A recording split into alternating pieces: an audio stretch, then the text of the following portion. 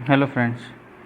मैंने आपको त्रिकोणमिति से रिलेटेड चैप्टर नंबर 8 जो क्लास 10th के अंदर है वो मैंने आपको अच्छे से पढ़ा दिया है। अब क्लास 10th का ही जो चैप्टर नंबर 9 है उसके अंदर त्रिकोणमिति के कुछ अनुप्रयोग मतलब एप्लीकेशंस ऑफ ट्रिग्नोमेट्री के कुछ कंसेप्ट दे रखे हैं। उन कंसेप्ट के बेसिस पर मैं आपको कुछ क्वेश्चन सोल्व करके बता रहा हूँ। कंसेप्ट मैंने आपको पहले दे रखा है, वही है। टेबल लर्न होनी चाहिए आपको जो ट्रिग्नोमेट्री में यूज़ होती है, ठीक है। जीरो से लगाकर उसमें 90 डिग्री तक के जो एंगल है वो किस तरीके से फाइंड होते हैं, sine cos tan cot sec cosec की वैल्यू क्या क्या होती है, ये आप लोग उस टेबल को 2-3 बार लिखेंगे तो आपको सब कुछ समझ में आ जाएगा। और पहला वाला वीडियो अगर आपने मेरा नहीं देखा है तो आप उसको देखिए, उसमें सारे कंसेप्ट मैंने अच्छे से क्लियर कर रखे हैं। अब देखिए इसकी एप्लीकेशन किस किस, जैसे हमें इसके अंदर 90 डिग्री का एंगल लेना होता है। थीटा के जस्ट थीटा और 90 डिग्री वाला जो साइड होती है वो आधार होती है, थीटा के सामने लंब होता है, 90 डिग्री वाला जो एंगल है उसके सामने वाली साइड कर्ण होती है। कर्ण कैसे निकलता है, अंडर रूट में आधार स्क्वायर प्लस लंब स्क्वायर करेंगे तो ये कर्ण की वैल्यू आ जाएगी। जैसे मैं एक एग्जांपल बता देता हूँ कि अगर किसी की वैल्यू कोई एक ट्राइंगल है जिसमें आधार अगर 3 है और उसमें अगर लंब है आपका 4 है तो आपका कर्ण कितना निकलेगा, 3 का स्क्वायर करिए 4 का स्क्वायर करिए और दोनों को ऐड करके अंडर रूट कर दीजिए। तो इसमें अभी ये कितना हो गया, 3 का स्क्वायर 9 और 4 का स्क्वायर 16। तो दोनों को आप लोग ऐड करेंगे तो 16 + 9 कितना हो गया 25 और 25 का अंडर रूट करेंगे तो कितना आ जाएगा आपका 5। तो इस तरीके से कर्ण की वैल्यू आपकी कितनी आ जाएगी 5। तो ये एक पाइथागोरस थ्योरम की हेल्प से आप लोग किसी की कर्ण निकाल सकते हैं।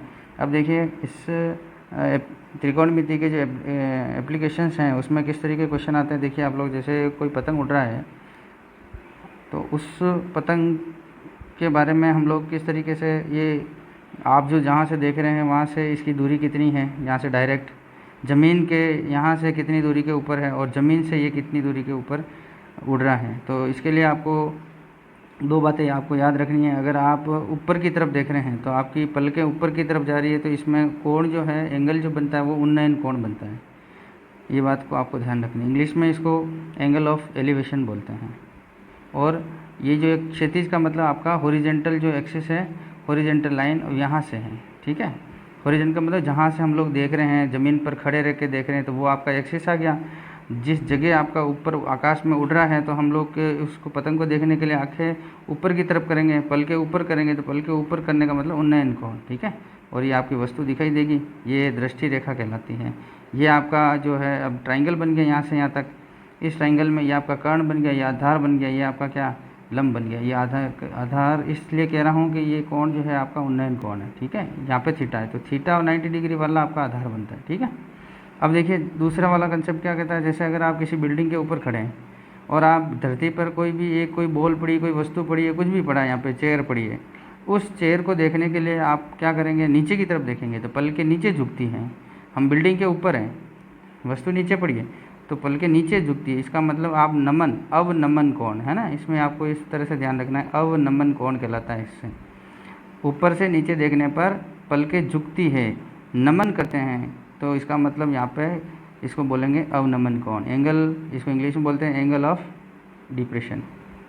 यहाँ से यहाँ तक की जो साइड है वो कहलाती है आपकी दृष्टि रेखा। और ट्राइंगल के अंदर हम लोग पता ही है, अब पहले से आपको पता होगा कि 2 कोई पैरेलल लाइन होती है, उसके बीच में जो एंगल इस तरह से अगर कोई एक तिर्यक रेखा होती है तो ये एंगल क्या बनते हैं, एकांतर कोण बनते हैं। जैसे एक लाइन और एक लाइन पैरेलल लाइन है और ये कोई आपकी तिर्यक रेखा काट रही है इसको, तो यहाँ से यहाँ तक अब ये जो एंगल है वो ये एंगल आपका क्या बनेगा, एकांतर कोण। तो यहाँ पे जो एंगल बन रहा है और यहाँ पे जो एंगल बन रहा है, क्योंकि ये लाइन और ये लाइन क्या होगी आपकी पैरेलल लाइन है, ये आपकी क्षैतिज रेखा होगी, ये ज़मीन के रेस्पेक्ट में हो जाएगी, ठीक है।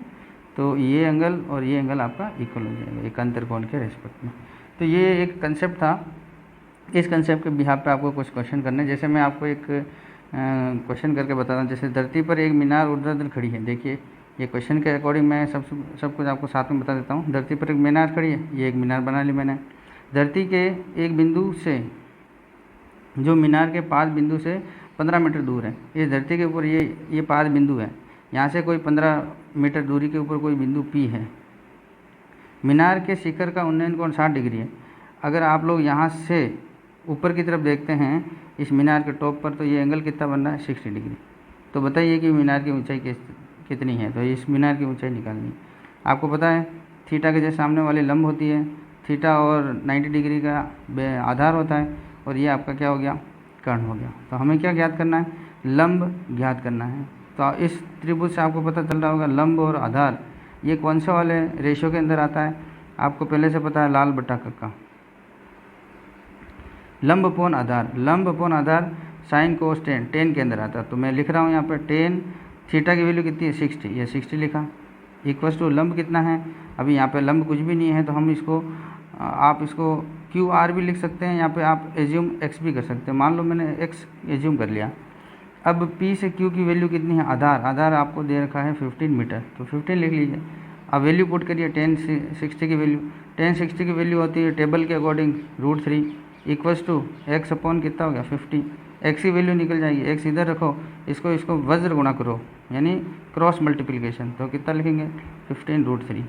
तो आपको फाइंड क्या करना था, मीनार की ऊंचाई, मीनार की ऊंचाई ये आ गई, एक्स की वैल्यू ये आ गई, तो आप इसको फाइनली क्या लिखेंगे 15√3 आपका ये मीटर के अंदर आ जाएगी कि आपकी मीनार की ऊंचाई है। ठीक है, जैसे एक क्वेश्चन और देखिए, 1.5 मीटर लंबा एक प्रेक्षक, प्रेक्षक का मतलब कोई एक आदमी है, मान लो ये कोई आदमी है आपसे यहाँ तक, इसकी जो हाइट कितनी होगी, ये 1.5 मीटर, एक चिमनी से 28.5 मीटर की दूरी पर है। यहाँ पे कोई चिमनी बना लेते हैं हम लोग, ये चिमनी बना ली मैंने, ये यहाँ से यहाँ तक की जो डिस्टेंस है वो कितनी है 28.5 मीटर। उसकी आँखों से चिमनी के शिखर, ये यहाँ से देख रहा है, ये चिमनी का शिखर का उन्नयन कोण 45 डिग्री। अब यहाँ से मैंने ये इसकी हॉरिजेंटल लाइन बना ली एक्स, जिसको अपन क्षैतिज रेखा बना लेते हैं। ये यहाँ से उन्नयन मतलब यहाँ से ऊपर की तरफ देख रहा है, कितना डिग्री साहब 45 डिग्री। तो चिमनी की ऊंचाई ज्ञात करनी है यहाँ से, अब यहाँ से यहाँ तक की ऊंचाई ज्ञात करनी है। ये चिमनी है, ये मैंने चिमनी बना ली, तो कैसे फाइंड करेंगे, सबसे पहले ये आपको ट्राइंगल देखना है, ये आपका 90 डिग्री यहाँ से यहाँ तक, ये 90 डिग्री, ये आपका थीटा आ गया। अब पहले आपको यहाँ से यहाँ तक की वैल्यू फाइंड कर लेनी, यहाँ से यहाँ तक, और फिर जो भी वैल्यू आएगी उस वैल्यू में यहाँ से यहाँ तक की ऐड कर देंगे, तो ये टोटल वैल्यू आ जाएगी। तो मैं ये छोटा वाला ट्राइंगल ले रहा हूँ, इस ट्राइंगल का मैं नाम दे देता हूँ जैसे PQR। ठीक है, तो यहाँ पे लिख रहा हूँ मैं जो ट्राइंगल PQR में हमें क्या ज्ञात करना है, यहाँ से यहाँ तक, क्योंकि ये आधार आपको दे रखा है, ये थीटा है, ये 90 डिग्री है, ये आधार दे रखा है, देखो 28.5 मीटर यहाँ से यहाँ तक दे रखा है, क्योंकि जितना ये है उतना ही ये है, तो ये 28.5 दे रखा है, आपको ये ज्ञात करना है। तो मैं लिख देता हूँ, ये लंब अपॉन आधार किस में दे रखा है, कौन से रेशियो में आता है 10 के, तो 10 एंगल कितना दे रहा है 45 इक्वल्स टू लंब कितना है कुछ भी नहीं, तो आप इसको QR लिख लीजिए, Q से R अपॉन आपका आधार कितना दे रखा है, ये 28.5 मीटर दे रखा है। अब इसको सॉल्व करिए जल्दी से, 1045 की वैल्यू कितनी होती है 1 equals to QR equals divide by 28.5, इसको इधर 1 से मल्टीप्लाई कर देंगे, वज्र गुना करेंगे तो कितना आ जाएगा, QR की वैल्यू कितनी आ जाएगी आपकी 28.5 मीटर। अब आपको फाइनल क्या ज्ञात करना है, QR और यहाँ पे इसको S लिख लीजिए, QR को S में अगर ऐड कर देंगे तो R और S की वैल्यू आ जाएगी, तो जो आपकी पूरी की पूरी इसकी लेंथ आ जाएगी चिमनी की। तो चिमनी की लेंथ इसमें आपको क्या 1.5, ये 1.5 ऐड कर दीजिए, तो मैंने इसमें लिखा 28.5 प्लस 1.5 ऐड कर दूंगा तो कितना आ जाएगा आपका 30.0, तो इसका मतलब ये आ गया 30 मीटर इस चिमनी की हाइट आ गई। तो आपको इस तरीके से कैलकुलेट करना है, पहले छोटा जो ट्राइंगल दे रखा है इसको आप फाइंड कर रहिए, और बाकी जो हाइट है क्षैतिज प्रेक्षक की हाइट, इसको आपको ऐड कर देना है। जैसे ही प्रेक्षक की हाइट ऐड करेंगे तो टोटल चिमनी की लेंथ आ जाएगी। आगे देखिए एक क्वेश्चन और देखिए, जैसे भूमि के एक बिंदु P से एक 10 मीटर ऊंचे भवन के शिखर का उन्नयन कोण 30 डिग्री है। तो देखिए ये मैंने एक भवन बना लिया, जैसे मैंने एक भवन बना लिया, कोई बिंदु इसकी जो हाइट है यहाँ से देखिए, एक बिंदु P से 10 मीटर ऊंचे भवन, ये इस भवन की मीटर की इस भवन की ऊंचाई कितनी होगी साहब, यहाँ से यहाँ तक 10 मीटर होगी, ये मैंने 10 लिख लिया। और यहाँ से कोई बिंदु P है, अब यहाँ से यहाँ डिस्टेंस हो जाएगी, यहाँ से यहाँ तक इसका शिखर ये बता रहा है P से 10 मीटर ऊंचे भवन के शिखर का उन्नयन कोण यहाँ से यहाँ तक ये 30 डिग्री। भवन के शिखर पर एक ध्वज को लहराया गया है। यहाँ पे एक ध्वजा आप लोग लहरा देंगे जल्दी से। ये देखिए मैंने एक ध्वजा लहरा दी। और P से ध्वज का उन्नयन कोण, इस P से, ये कोई P बिंदु, यहाँ से अब उन्नयन कोण वापस यहाँ से यहाँ तक, ये इस तरीके से, ये कितना डिग्री दे रखा है, 45 डिग्री दे रखा है। तो इसको मैं अंदर लिख देता हूँ 45 डिग्री। ध्वज की लंबाई और बिंदु P से ध्वज की दूरी, आपको इसकी यहाँ से यहाँ तक की ये दूरी ज्ञात करनी है और यहाँ से यहाँ तक की दूरी भी ज्ञात करनी है। तो ये आपको किस तरीके से ज्ञात करेंगे, देखिए मैं इसमें कुछ नेम लिख देता हूँ, P, Q, R और S। सबसे पहले आपको ये पता चल रहा होगा कि ये दो त्रिभुज हैं, PQR और PQS। इन दोनों त्रिभुज के अंदर ये साइड है और ये साइड है, ये आपका क्या है, आधार है। दोनों के अंदर यही आधार है। अब ये आधार है, इसका मतलब मैं इस आधार को कॉमन ले लेता हूँ। तो ये आधार इस छोटे त्रिभुज के लिए और इस बड़े त्रिभुज के लिए कॉमन है। आपको ये ध्यान रखना है, कोई भी क्वेश्चन करें इस तरीके से तो जो कॉमन साइड है उसको आपको ध्यान में रखते हुए फिर क्वेश्चन को सॉल्व करना है।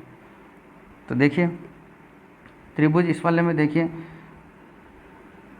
PQR, इस PQR में क्या दे रखा है, लंब दे रखा है, आधार आपको ज्ञात करना है। लंब ये दे रखा है, यहाँ से यहाँ तक लंब, क्योंकि थीटा ये, तो देखिए 10-30 डिग्री। 10-30 किस लिए लिया, क्योंकि छोटा त्रिभुज ले रहा हूँ, तो इसमें थीटा की वैल्यू 30 है। इक्वल्स टू लंब कितना है, आपको ऑलरेडी दे रखा है 10 मीटर दे रखा है, आधार हमें पता नहीं तो PQ मैंने लिख लिया ऐसे। इसमें 10-30 की वैल्यू कितनी होती है आपको पता है, टेबल के अकॉर्डिंग 1/√3 होती है। इसको आपको सोल्व कर देना है। अब इसको क्रॉस मल्टीप्लाई कर दीजिए, यहाँ से इसको मल्टीप्लाई करेंगे 1 से तो PQ एज इट इज आ जाएगा, और इसको इससे मल्टीप्लाई करेंगे तो कितना आ जाएगा, 10√3। इस क्वेश्चन के अंदर आपको √3 की वैल्यू यहाँ पे लिख लीजिए। √3 की वैल्यू कितनी है, 1.73 मीटर, 1.73 होता है। तो 1.73 आप लोग √3 की वैल्यू लेके इसकी वैल्यू जैसे आप फाइंड करेंगे तो क्या आ जाएगा, 10 × 1.73 इक्वल्स टू 17.3 मीटर। P से Q की डिस्टेंस आ गई। P से Q कितना है, मतलब कोई बिंदु P है, वहाँ से भवन की दूरी कितनी आ गई आपकी, 17.3 मीटर। अब आपको क्या ज्ञात करना है, इस ध्वज का जो है हाइट कितनी है ये आपको फाइंड करनी है। देखिए कैसे करेंगे। अब इसी वाले त्रिभुज के अंदर देखेंगे, त्रिभुज PQS,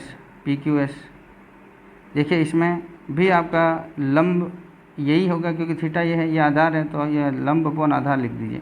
तो कौन सा एंगल लेंगे, 10 वाला ही लेंगे और 45 डिग्री लेंगे, क्योंकि 45 डिग्री दे रखा है थीटा की वैल्यू।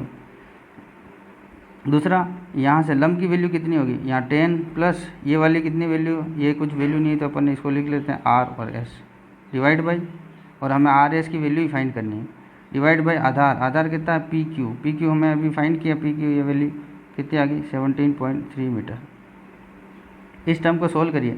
1045 की वैल्यू टेबल के अकॉर्डिंग कितनी होती है साहब, 1 इक्वल्स टू, इसको सोल्व करिए, 10 + RS अपॉन 17.3, क्रॉस मल्टीप्लाई कीजिए। जैसे आप 17.3 को 1 से मल्टीप्लाई करेंगे तो 17.3 मीटर आ जाएगा, इक्वल्स टू 10 + RS। अब आप RS को इधर ही रहने दीजिए, 10 को इधर ट्रांसपोज कर दीजिए, पक्षांतरण करिए। 17.3 में से 10 चला जाएगा, कितना बचेगा साहब, 7.3 बचेगा और RS आ जाएगा। तो 7.3 मीटर जो लेंथ है वो आपकी किसकी लेंथ आ गई, 7.3 मीटर लेंथ किसकी आ रही है, इस ध्वज की आ रही है, जो R से S तक की जो डिस्टेंस है। आपको फाइंड क्या करना है, ध्वज दंड की लंबाई, इस ध्वज दंड की लंबाई आपको फाइंड करनी है, ठीक है। देखिए आगे क्वेश्चन देखिए, जैसे क्वेश्चन दे रखा है, एक बिजली मिस्त्री को 5 मीटर ऊंचे खंभे पर आ गई खराबी की मरम्मत करनी है। मरम्मत का काम करने के लिए उसे खंभे के शिखर से 1.3 मीटर नीचे एक बिंदु तक वहां पहुंचना है। यहां तक पहुंचने के लिए प्रयुक्त सीढ़ी की लंबाई कितनी होनी चाहिए, जिससे कि क्षैतिज से 60 डिग्री से झुकाने पर वह अपेक्षित स्थिति पर पहुंच जाए। और यह भी ज्ञात कीजिए कि खंभे की पाद बिंदु कितनी दूरी पर सीढ़ी के पाद बिंदु से होना चाहिए। इसमें √3 की वैल्यू 1.73 लेनी है। तो देखिए इस क्वेश्चन को हम लोग किस तरीके से सॉल्व करेंगे, क्वेश्चन के अकॉर्डिंग मैं आपको समझा देता हूँ। देखिए सबसे पहले आपको दे रखा है, एक कोई पोल है, इस इलेक्ट्रिसिटी के पोल के ऊपर आपको ये वायर लग रहे हैं, इसके यहाँ पे कोई खराबी हो गई है, तो मिस्त्री को आपको चढ़ना है। अब इस पोल की हाइट कितनी दे रखी है आपको क्वेश्चन के अकॉर्डिंग 5 मीटर दे रखी है। अब इस टॉप पॉइंट से 1.3 मीटर नीचे इस आदमी को कोई भी जो मिस्त्री चढ़ेगा, इसको यहाँ से यहाँ तक इस तक पहुँच के फिर आपको इसमें जो भी प्रॉब्लम उसको सोल्व करनी है। अब यहाँ पे चढ़ने के लिए, यहाँ तक पहुँचने के लिए एक सीढ़ी की व्यवस्था चाहिए। सीढ़ी की हाइट कितनी होनी चाहिए ये आपको ज्ञात करना है। दूसरा, सीढ़ी की लंबाई कितनी होगी कि एक कोई पॉइंट यहाँ पे रखें और उसको 60 डिग्री तक हम लोग झुका लें। वैसे 60 डिग्री तक जैसे ही झुकाएंगे तो इस सीढ़ी जो है यहाँ 1.3 हाइट तक की डिस्टेंस यहाँ से यहाँ तक ये ऑटोमेटिकली यहाँ पे पहुँच जाए। तो इसकी लंबाई याद करनी है। और यहाँ से ये जो रखा है ये सीढ़ी का जो पॉइंट है वो किस पॉइंट पे रखेंगे कि ये 1.3 तक की हाइट पे पहुँच जाए और एंगल भी आपका 60 डिग्री बन जाए। तो आपको ये डिस्टेंस भी आपको ज्ञात करनी है इससे यहाँ तक। तो देखिए PQR। अभी हमें क्या क्या ज्ञात करना है, एक तो आपको P से Q की डिस्टेंस आपको फाइंड करनी है और दूसरा Q से R की भी वैल्यू फाइंड करनी है। ये दोनों वैल्यू जैसे आप लोग फाइंड कर लेंगे आपके आंसर आ जाएंगे। देखिए अब इसमें ये आपका 90 डिग्री है, 90 डिग्री और थीटा ये आपका आधार बन गया और यहाँ से यहाँ तक आपका लंब बन गया, क्योंकि थीटा के सामने वाली साइड लंब होती है। आपको पूरा क्वेश्चन में क्या दे रखा है, पोल की पूरी दूरी कितनी दे रखी है 5 मीटर। 5 मीटर में से अगर आपने यहाँ से 1.3 अगर आपने घटा लिया तो ये कितना बच जाएगा 3.7 और 1.3 अगर ऐड करेंगे तो टोटल पूरे पोल की लेंथ आ जाएगी। ये आपको क्वेश्चन में दे रखा है। अब आपको पता चल रहा होगा कि ये लंब दे रखा है, आधार ज्ञात करना है। आधार आपका PQ आ जाएगा। तो कौन से में लंब अपॉन आधार किस रेशियो में होता है, 10 के अंदर होता है। 10 थीटा उसका रेशियो कितना होता है, लंब अपॉन आधार। तो यहाँ पे थीटा की वैल्यू कितनी दे रखी है, theta is equal to 60 degree. ये मैंने 60 डिग्री लिखा इक्वल टू, देखिए लंब अपॉन आधार। तो लंब कितना दे रखा है 3.7 अपॉन आधार PQ, ये PQ मैंने लिख लिया। 60 की वैल्यू कितनी होती है आपको पता है टेबल के अकॉर्डिंग √3 और 3.7 अपॉन PQ। इसको क्रॉस मल्टीप्लाई करेंगे, इसको इधर लिखो इसको इधर लिख लो, कोई दिक्कत नहीं है। तो ये वैल्यू यहाँ पे चली जाएगी, ये वैल्यू यहाँ पे आ जाएगी। PQ की वैल्यू कितनी आ जाएगी 3.7 अपॉन √3। इसको सॉल्व करेंगे। 3.7 अपॉन √3 की वैल्यू अभी आपको पता है ये फिक्स वैल्यू होती है 1.73। इसको सोल्व करेंगे तो वैल्यू कितनी आ जाएगी, अप्रोक्सीमेट 4.28 मीटर अप्रोक्स वैल्यू आ जाएगी। ये आपको पता होनी चाहिए। जिसे इस वाले में इसको डिवाइड करेंगे तो ये वैल्यू डिवाइड करने पर 4.28 वैल्यू अप्रोक्सीमेट आ जाएगी। यानी कि P से Q के डिस्टेंस कितनी है 4.28 मीटर। ये इस तरीके से आ जाएगी। आगे बढ़िए। अब हमें क्या ज्ञात करना है, इस Q से R तक की डिस्टेंस फाइंड करिए, मतलब कर्ण ज्ञात करना है। कर्ण मतलब आपको लंब दे रखा है, कर्ण ज्ञात करना है। लंब अपॉन कर्ण किस वाले में होता है आपको पता है, साइन वाले में होता है। साइन थीटा की वैल्यू कितनी है 60 degree equals to sine theta, यानी लंब अपॉन कर्ण। लंब दे रखा है 3.7 और कर्ण की वैल्यू कितनी दे रखी है, नहीं दे रखी है, तो QR डायरेक्ट लिख लीजिए आप लोग। अब साइन 60 की वैल्यू पुट करिए। साइन 60 की वैल्यू होती है √3/2 इक्वल्स टू, ये टेबल से लिखा है और आगे सोल्व करिए 3.7 अपॉन QR। देखिए क्रॉस मल्टीप्लाई कर रहा हूँ, QR को √3 की जगह लिखूँगा और 2 को इस 3.7 के साथ लिख लूँगा मल्टीप्लाई के अंदर। तो कैसे लिखेंगे देखिए आप लोग, QR इक्वल्स टू 3.7 इंटू 2। देखिए ये इसके साथ मल्टीप्लाई हो गया है, √3 इसके नीचे आ जाएगा √3। अब इसको आपको सॉल्व कर देना है। 3.7 इंटू 2 अपॉन √3 की वैल्यू 1.73 लिख लीजिए। इसको आपको सॉल्व करना है। इसको इससे सॉल्व किया तो कितना आ गया 7.4 आ गया। 7.4 के अंदर आप में 1.73 का डिवाइड करेंगे तो कितना आ जाएगा आपका 2.14 आंसर आ जाएगा। 2.14 मीटर इस तरीके से आपका आंसर आ जाएगा। ठीक है, तो इस तरीके से आप लोग कैलकुलेशन की भी साथ में प्रैक्टिस करिए और जो कंसेप्ट दे रहा हूँ उसकी भी आप लोग साथ में प्रैक्टिस करिए। आगे देखिए, जैसे क्वेश्चन दे रखा है, एक समतल जमीन पर खड़ी एक मीनार की छाया उस स्थिति में 40 मीटर अधिक लंबी हो जाती है जबकि सूर्य का 49 यानी एल्टीट्यूड 60 डिग्री से घटकर 30 डिग्री हो जाता है, अर्थात छाया के एक सिरे से मीनार के शिखर का उन्नयन कोण 60 डिग्री है और बी डी छाया की लंबाई है, जबकि उन्नयन कोण 30 डिग्री है। मीनार की ऊंचाई ज्ञात करनी है। देखिए इस टाइप के क्वेश्चन को हम लोग किस तरीके से सॉल्व करेंगे। क्वेश्चन में ये दे रखा है कि एक मीनार है, इस मीनार की जो हाइट है, अब सूर्य जब यहाँ पे है तो इसका उन्नयन कोण कितना डिग्री दे रखा है, ये 60 डिग्री दे रखा है। जब इसका 49 घटकर 30 डिग्री हो जाता है, यहाँ से यहाँ तक 30 डिग्री हो गया, मान लो ये 30 डिग्री हो गया, क्वेश्चन में दे रखा है, तो यहाँ से छाया ये 40 मीटर बढ़ गई। सूर्य जब नीचे गया तो ये बढ़ गई यहाँ से इस तरीके से। इस क्वेश्चन में ये दे रखा है। ये 60 डिग्री क्या है, यहाँ से मीनार की जब ऊपर की पहले फर्स्ट वाली पोजीशन के अकॉर्डिंग है, और सेकंड पोजीशन जब इसका 49 घटा 60 डिग्री से 30 डिग्री आ गया, तो इसमें छाया की जो लंबाई है वो आपकी 40 मीटर बढ़ गई। अब इस क्वेश्चन में देखा बी से डी छाया की लंबाई है, ये मैंने लिख दिया बी, यहाँ पर डी लिख लिया, या फिर इसको डी लिख लीजिए, इसको बी लिख लीजिए, यहाँ ए लिख लीजिए, यहाँ पर सी लिखिए, ए बी सी डी, ये इस तरीके से। अब इस क्वेश्चन में आपको क्या क्या ज्ञात करना है, इस बी से सी की डिस्टेंस फाइंड करनी है। अब हम इस क्वेश्चन को सॉल्व करते हैं जल्दी से। देखिए त्रिभुज ए बी सी और ए सी डी, इन दोनों के अंदर बी सी इस मीनार की हाइट है वो इन दोनों में कॉमन है, तो मैं फर्स्ट जो है वो केस ले रहा हूँ कि त्रिभुज ए बी सी। त्रिभुज ए बी सी के अंदर देखिए, त्रिभुज ए बी सी में ये थीटा है, ये आप लंब है, ये आधार है, क्योंकि थीटा के जस्ट थीटा और 90 डिग्री के साइड जो होती है वो आपकी आधार होती है। तो आधार लंब अपॉन आधार कौन से वाले 10 वाले रेशियो के अंदर होता है। 10 60 की वैल्यू कितनी होती है वो आपको इस टेबल की हेल्प से आप लोग लिख लेंगे। अब 10 60 यानी कि लंब अपॉन आधार, लंब कितना है, अभी यहाँ पे लंब इसमें पता नहीं है तो हम लोग इसको h ले लेते हैं, स्मॉल h, और वैल्यू आप लोग x मान लीजिए, तो h अपॉन x, ये लंब अपॉन आधार हो गया। 10 60 की वैल्यू होती है आपकी √3 लिखिए, h अपॉन x, आगे सोल्व करिए, इससे आपकी h की वैल्यू आ जाएगी, h इक्वल्स टू कितना आ गया √3x। अब ये छोटा वाला ट्राइंगल लिया था ABC, अब बड़ा ट्राइंगल ले रहा हूँ BCD, ट्राइंगल BCD। इस ट्राइंगल से देखिए इसकी छाया की लंबाई ज्ञात करेंगे यहाँ से यहाँ तक। देखिए ये आपका आधार हो गया, ये आपका लंब हो गया। लंब अपॉन आधार किस में होता है साहब, 10 के अंदर, तो 10 30 की वैल्यू, 10 30 कहाँ से लिखा, ये थीटा डिग्री दे रखा है, 10 30 इज लंब अपॉन आधार, लंब हो गया आपका h और आधार कितना हो गया 40 + x।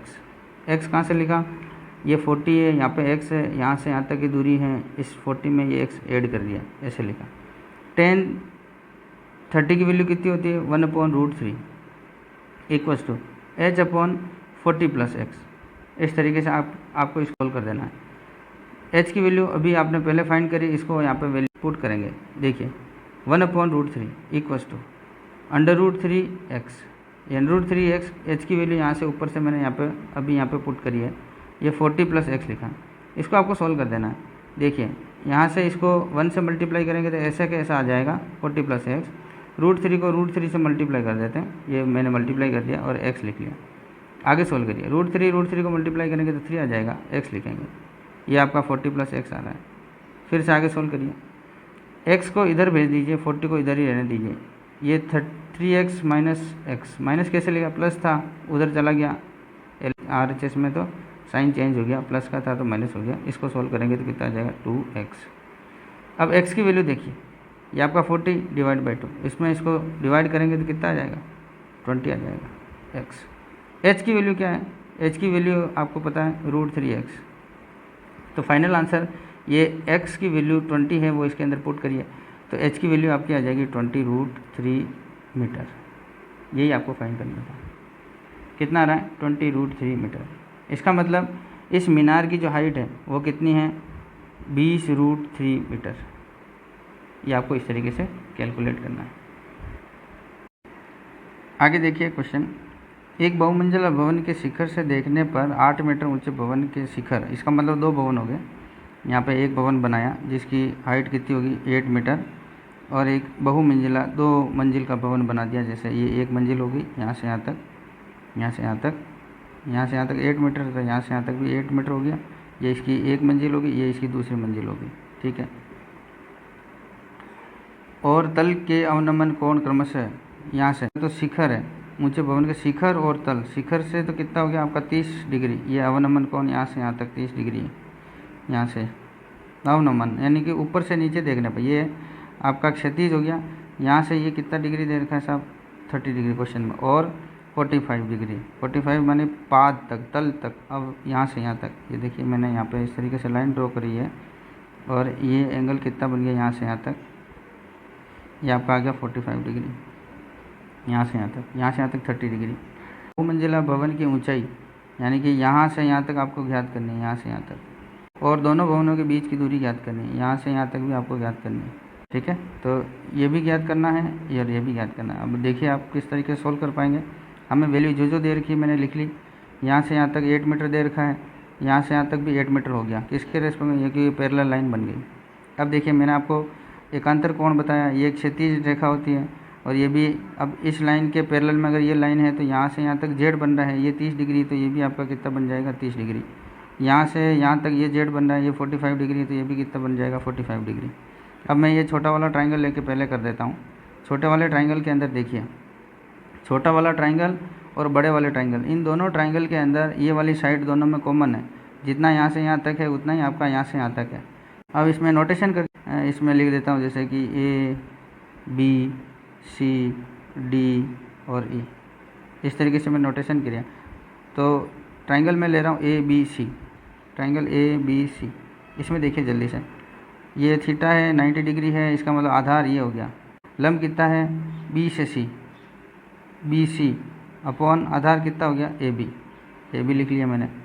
अब इसको सोल्व करिए जल्दी। tan 30 की वैल्यू कितनी होती है 1/√3 इक्वस टू, अब यहाँ से यहाँ तक बी सी की वैल्यू हमें पता नहीं है तो हमने डायरेक्ट लिख लिया बी सी, और ए बी की वैल्यू भी हमें पता नहीं है तो इसको लिख दिया ए बी। इसको सॉल्व करेंगे, देखिए यहाँ से यहाँ तक अगर मैं इसको इससे मल्टीप्लाई करता हूँ तो क्या आ जाएगा ए बी, और इसको इससे मल्टीप्लाई करूँगा तो कितना लिखूँगा BC√3, ये मैंने लिख लिया। अब मैंने ए बी यहाँ पे इसलिए निकाला है क्योंकि इस वाले ट्राइंगल के अंदर ए बी और डी ई जो है दोनों की वैल्यू सेम है, इसलिए मैंने ऐसा है।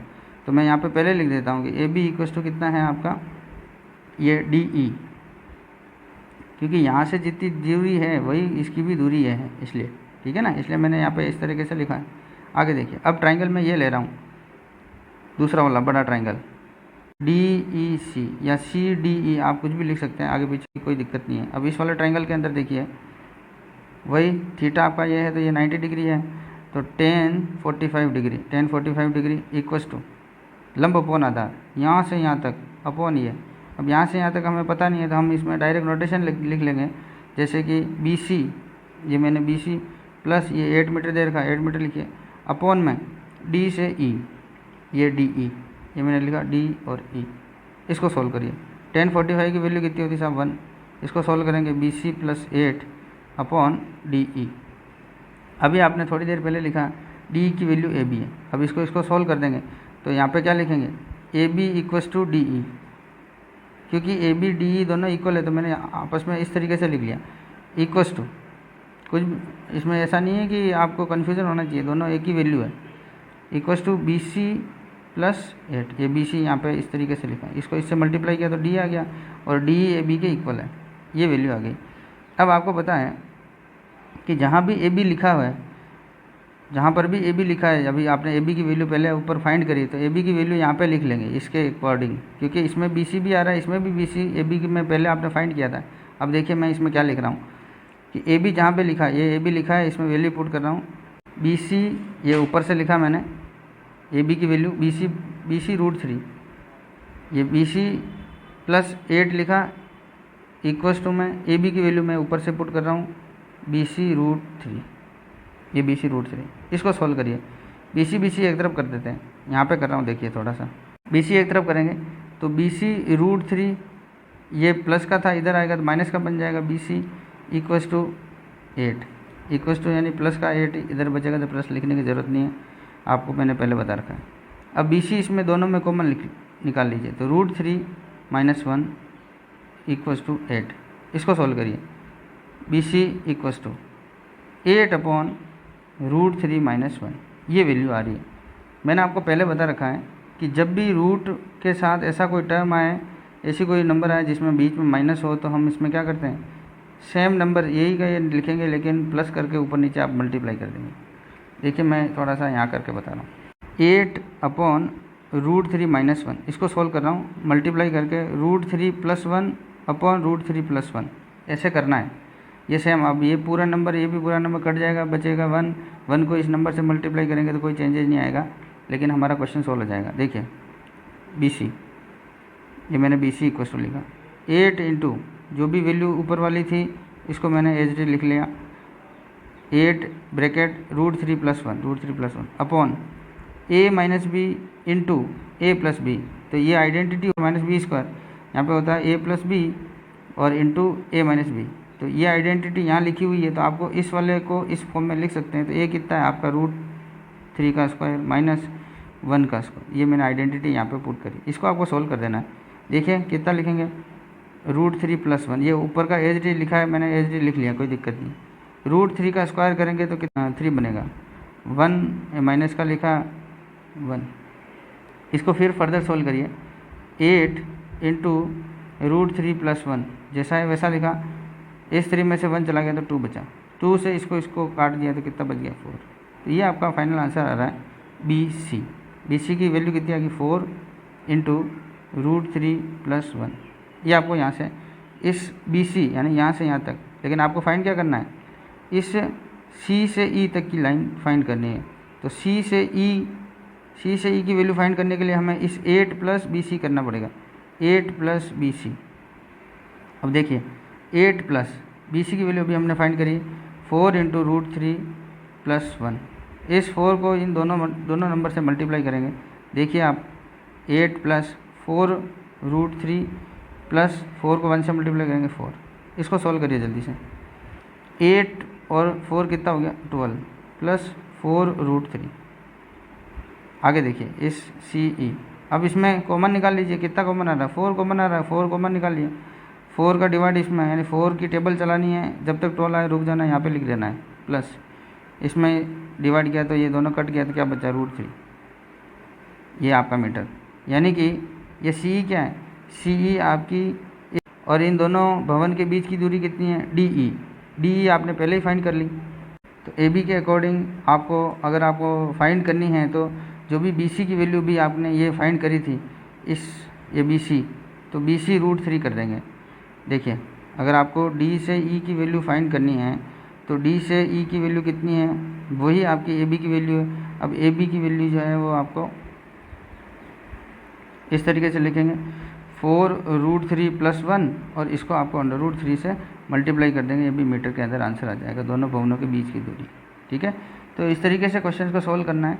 ये मैंने काफ़ी अच्छे से समझा दिया है, आप लोग ऐसे क्वेश्चन करिए और भी करिए। बुक के अंदर बहुत सारे क्वेश्चन दे रखे हैं, लेकिन कंसेप्ट वही है, आपको समझना है, कंसेप्ट को समझ कर ही सोल्व करना है। ठीक है, अगर ये आपको समझ में नहीं आए तो एक बार देखिए, 2 बार देखिए, 3 बार देखिए, लेकिन करने का तरीका वही है। ठीक है, बार बार प्रैक्टिस करेंगे तभी आपको ये क्वेश्चन समझ में आएंगे। बाकी ये क्वेश्चन बहुत सिंपल है, बस थोड़ा सा स्टेप बाय स्टेप आपको सोल्व करेंगे तब आपके आंसर सही से आ पाएंगे। अदरवाइज आप लोग कंफ्यूज हो जाएंगे कि आपको एक्चुअल में फाइंड क्या करना था। ठीक है, अगर आपको मेरे वीडियो अच्छे लग रहे हैं तो उसको लाइक भी करिए और ज़रूरतमंद तक उसको पहुंचाइए शेयर करके। ठीक है, ओके, मिलते हैं।